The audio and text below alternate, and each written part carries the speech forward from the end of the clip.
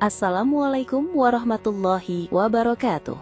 Hari ini kapal-kapal kembali melewati rute lama, Tanjung Harapan di Afrika Selatan. Sudah 55 kapal dialihkan lewat sini karena krisis di Laut Merah. Perusahaan besar seperti Maersk bahkan sudah menaikkan biaya pengiriman karena rute ini jauh lebih panjang dan mahal.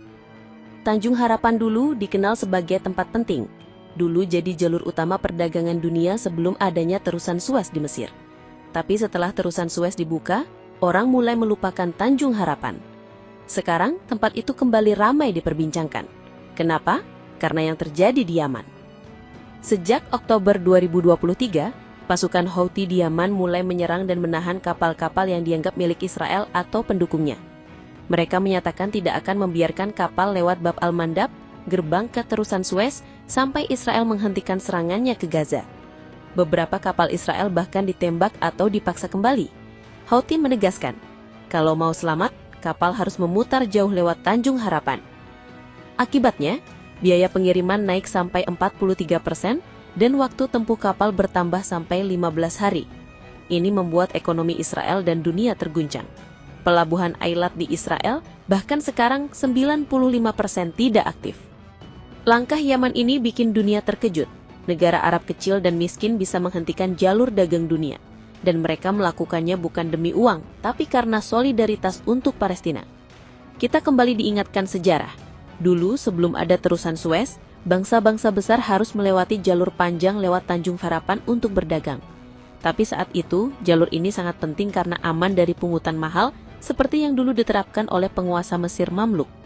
Portugal adalah negara pertama yang menemukan jalur laut ini pada tahun 1488 lewat pelaut Bartolomeu Dias.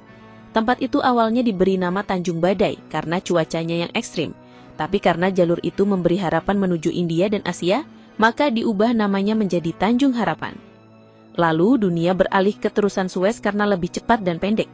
Tapi tahukah kamu, ide membuat terusan Suez bukan dari Perancis, tapi dari orang Mesir ribuan tahun lalu. Bahkan Fir'aun zaman dulu sudah menggali saluran air yang menghubungkan Laut Tengah dengan Laut Merah. Proyek ini berkembang dan akhirnya menjadi terusan Suez yang kita kenal sekarang. Namun semua berubah karena aksi Houthi. Sekarang dunia harus memutar balik sejarah dan kembali ke rute lama. Negara-negara barat mulai panik. Biaya tinggi, waktu tempuh panjang dan ketidakpastian membuat mereka khawatir. Pertanyaannya, akankah mereka menyerah pada tekanan Yaman atau malah memilih perang? Amerika dan Inggris sudah membentuk aliansi militer untuk menjaga Laut Merah, tapi sampai sekarang belum berhasil menahan Houthi. Bahkan beberapa perusahaan kapal dunia sudah menghentikan operasi di Laut Merah karena takut diserang. Yaman juga memperingatkan negara Arab lain, terutama Mesir, tentang ancaman nyata Israel berencana membangun terusan Ben Gurion yang bisa mengancam terusan Suez. Jika itu terjadi, ekonomi Mesir bisa runtuh. Jadi, apa arti semua ini?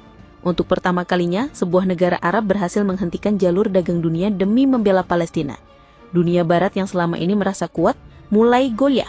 Israel sendiri mengaku menderita kerugian besar, sampai 30 miliar dolar dan harga barang di sana naik 10%.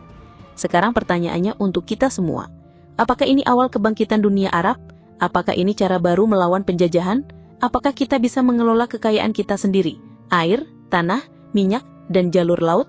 Jawaban semua itu ada pada kita. Tapi satu hal pasti, dunia berubah dan kekuatan bisa datang dari tempat yang tidak disangka.